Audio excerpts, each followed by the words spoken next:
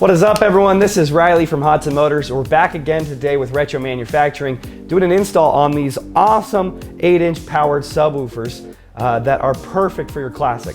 These are a great product for someone who's just like me, someone who just wants a little extra bass in their ride.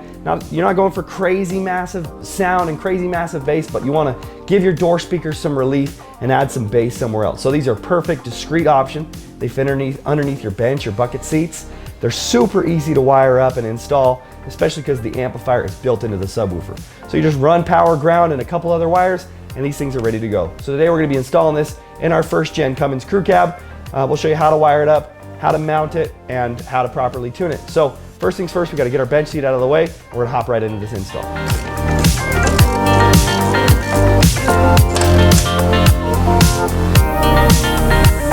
All right, let's go over what's inside the box really quickly. This comes with almost everything that you need to install it. Very nicely packaged and well done. You obviously have your subwoofer and amplifier.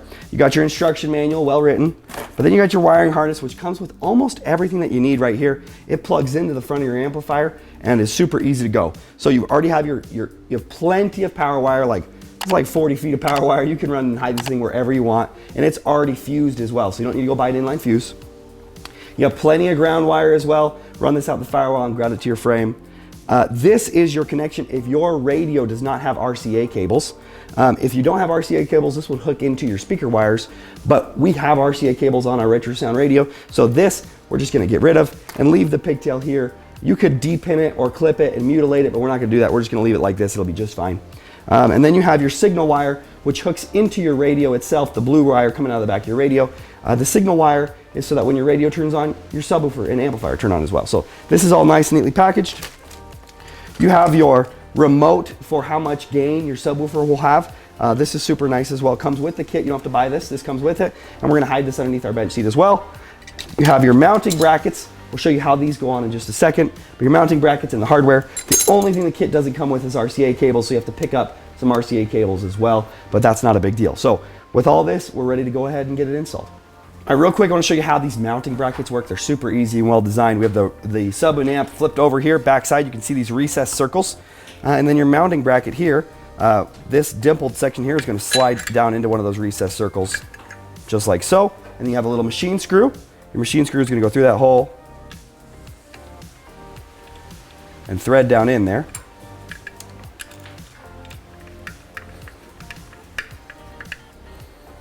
Once it's tight, you'll see you have a slotted area here that you'll be able to run a sheet metal screw down through this bracket and down into your floorboard. But if you don't like the idea of putting holes in your floorboard, you can also just use some double-sided tape on the back side of this and just stick it down. If you've got carpet, that might be an issue. It might not stick to the carpet, but you can get creative. But the mounting brackets are nice and work really easy.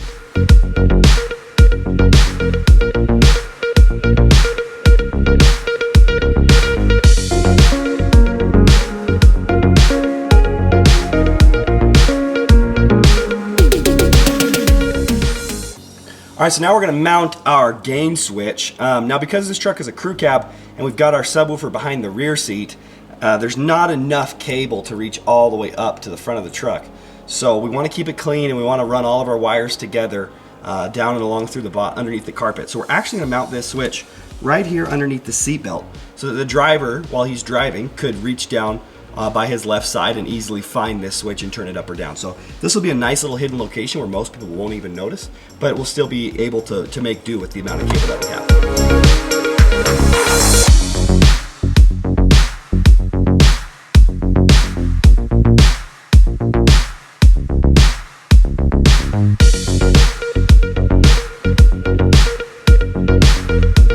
Okay, so our sub is mounted, and we've ran our wires underneath our carpet, cut a small slit in front of the subwoofer so that we can plug all of our wires in. You'll be able to reach this, even with the bench seat still here, you'll be able to make adjustments and whatnot. So let me show you what goes where. Here's your wiring harness that has your power, your ground, your signal wire, and so this is gonna go right here in the bottom and the far right side, sorry. It's gonna plug right in. And then you have your RCA cables. They're gonna go in here. We're gonna set channel 1 as our red, channel 2 as our black. And we have our, this is our controller wire. That's gonna go right in here for our our gain. That's our gain controller. So here we have everything plugged in, ready to go. And we're gonna go run all the wires, do our power, our ground, and everything else, and then we'll come back to this and make sure everything's good to go. All right, so we're running our wires back from our subwoofer up to the front. We're running our RCA cables and our thin blue wire together. Those are going to the radio. And then our yellow wire here, this is our power wire, and this is gonna go up to the battery.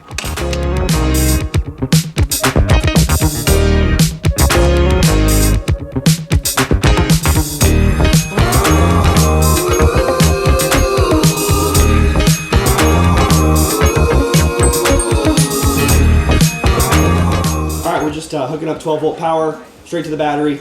So just shortening up the wire a little bit. We had a little bit extra wire, so taking out a couple feet of wire, but we're just gonna run this straight to the battery.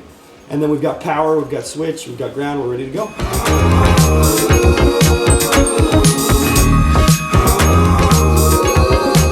All right, we just powered it up and it works. So now we're gonna go ahead and test it and play with it a little bit and get it all dialed in and tuned in. So the way that you're supposed to tune these is by turning the gain all the way down to minimum and cranking the volume on your radio until you start to hear distortion. Once you start to hear distortion, turn your radio back down, turn the radio back down to where it's happy, and then start to crank up the gain on your subwoofer. All this time, we're gonna leave our gain on our controller at maximum. That way you're only messing with the gain here. Once you start to hear distortion in your subwoofer, turn your gain back down a little bit, and boom, everything's dialed in. So that's what we're gonna do right now. We're gonna play a little music and get it all dialed in.